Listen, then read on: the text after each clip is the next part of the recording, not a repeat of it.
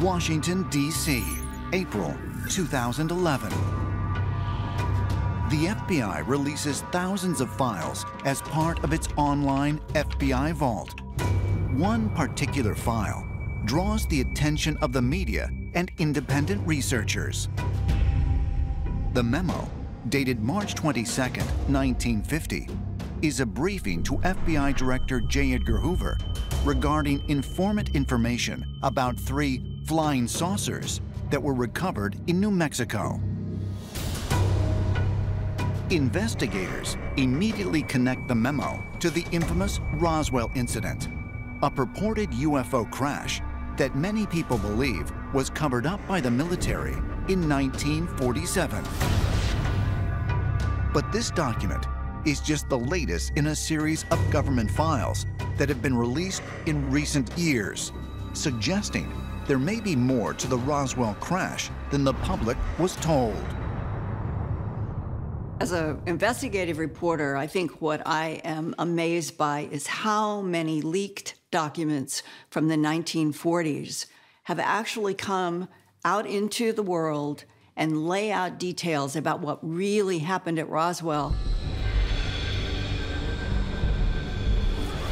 On July 4th, a rancher named Mac Brazel finds all kinds of strange silver debris.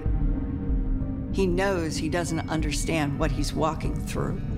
He decides to go into Roswell and tell the sheriff, something has crashed on my ranch. Intel coming out of Roswell Army Airfield get assigned to go to the debris field.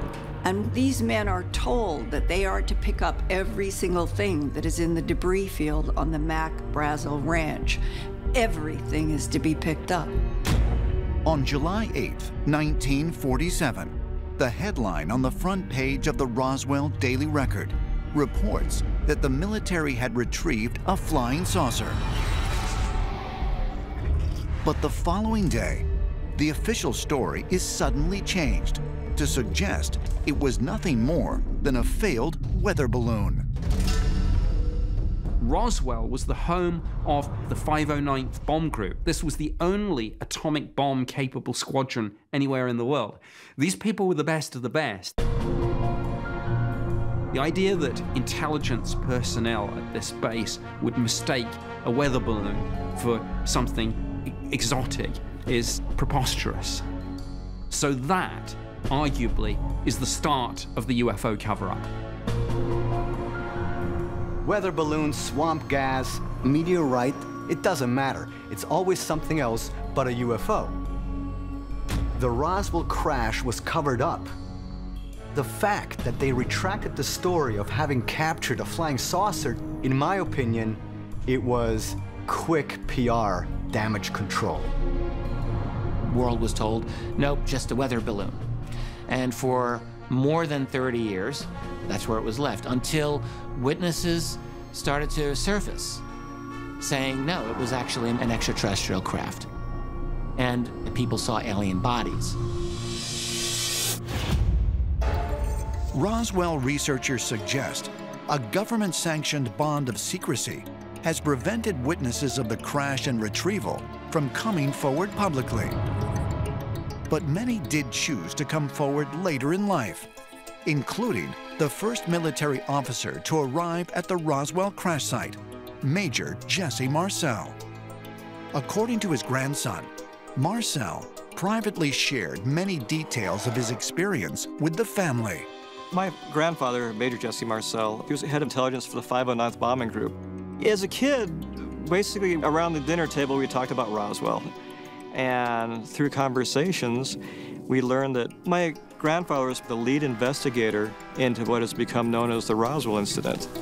And when he was looking at debris, he couldn't make heads or tails or any sense out of what he was looking at. He had gathered some of the debris and decided to take it home with him. He kind of came to this idea that he said, you know, whatever this stuff is, it's very significant. It's going to change humanity. And I want my family to be part of it. This is very important. According to the family's story, Major Marcel came home after his first visit to the site and laid the debris out on the floor of their kitchen. Some of the material was a strange, thin metal, similar to foil. except when crumpled up into a ball, it would bounce back to its flawless state. There's a pretty famous picture of him holding a piece of debris, which is just a piece of foil, basically, and it was weather balloon material. He grudgingly went along with the story, held it. And if you take a look at that, you'll notice that he's not looking at the camera. He's looking up somebody barking him orders. He fell in line begrudgingly and did what he was supposed to do. San Diego, California, November 14th, 2004.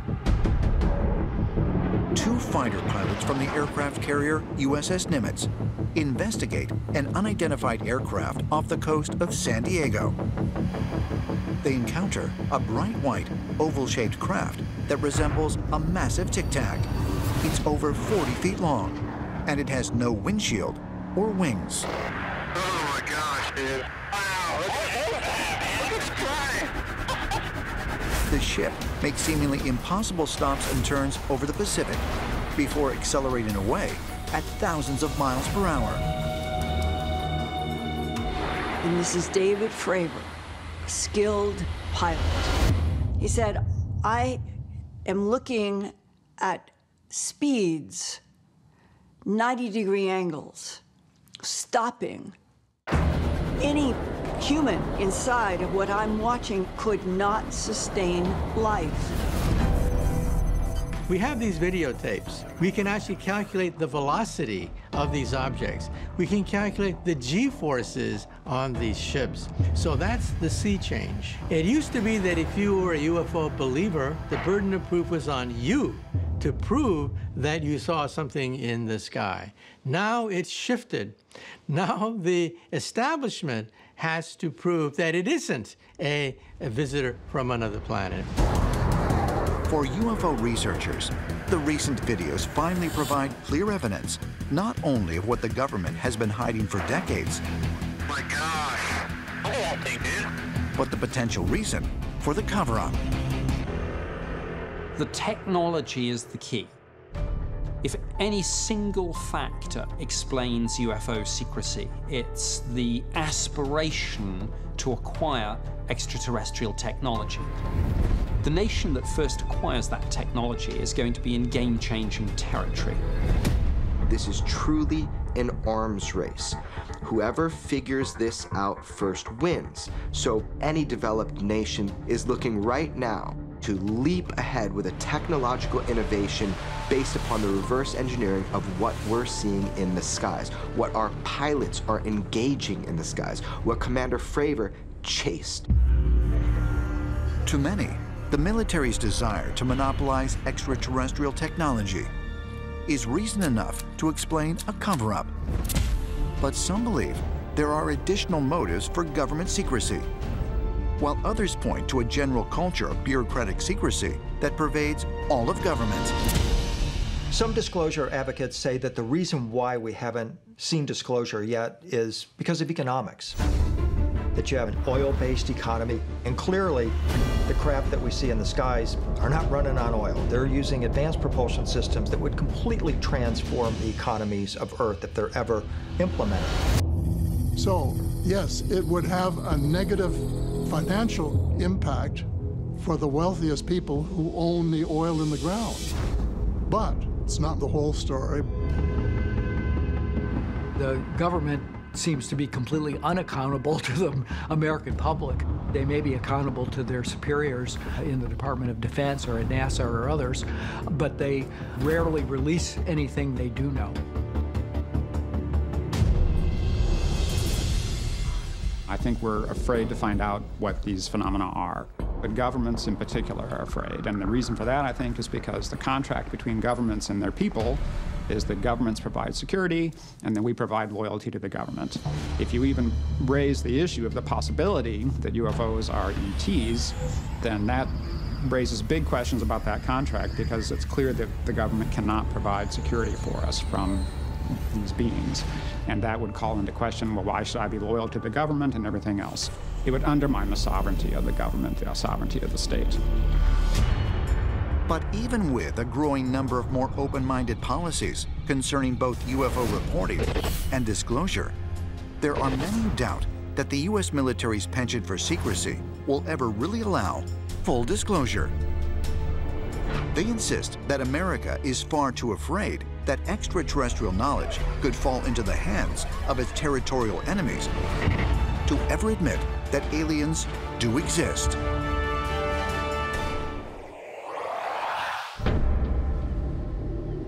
Pahoa, Hawaii, June 27, 2014.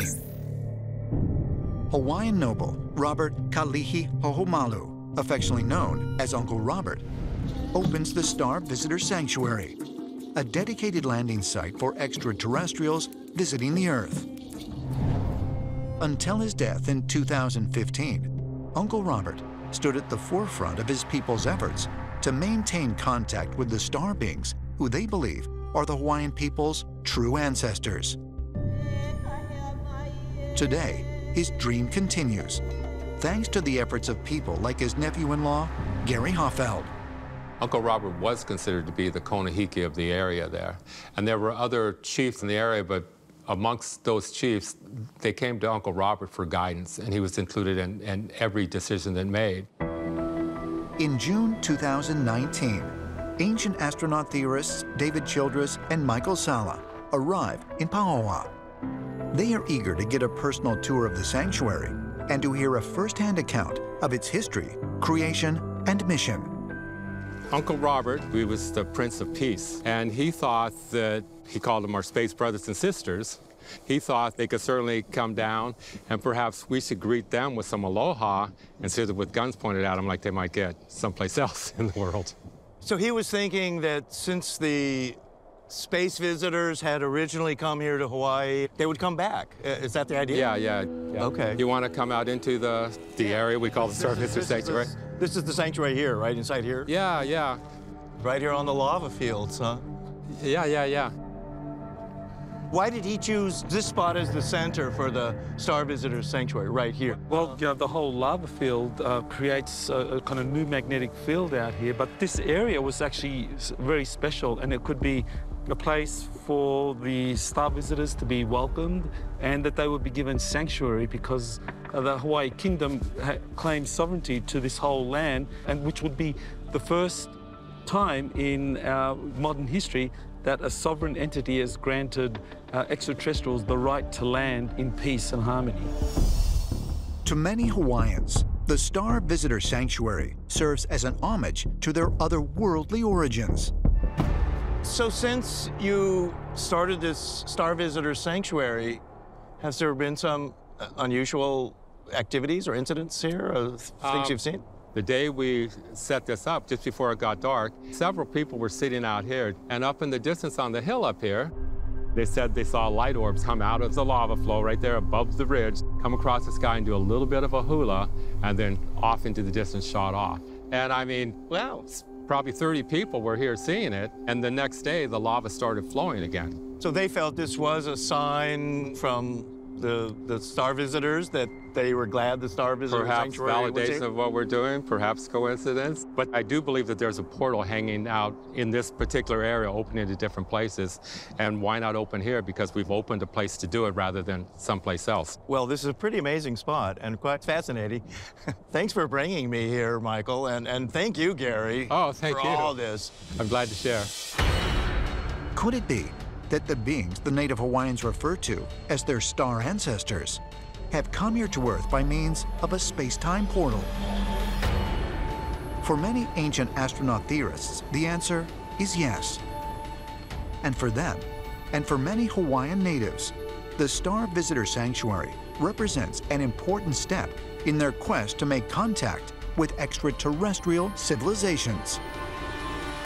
The idea that Hawaii is building a welcome center for extraterrestrials is incredible because their entire legends are based on so-called star lore, that their origins are in the stars. They themselves have said that they are a direct offspring of the extraterrestrials, and they are yearning for their return. Among many Hawaiian groups, there's the belief that they were the original people. They were the kind of gateway for the gods to come and seed planet Earth with their progeny. And that's consistent with the idea that the Hawaiian Islands is a critical portal energy point for these extraterrestrials from distant star systems such as the Pleiades. It was a portal for the Pleiadians to send their people to the Earth. These are ancient elders. These are ancient aliens.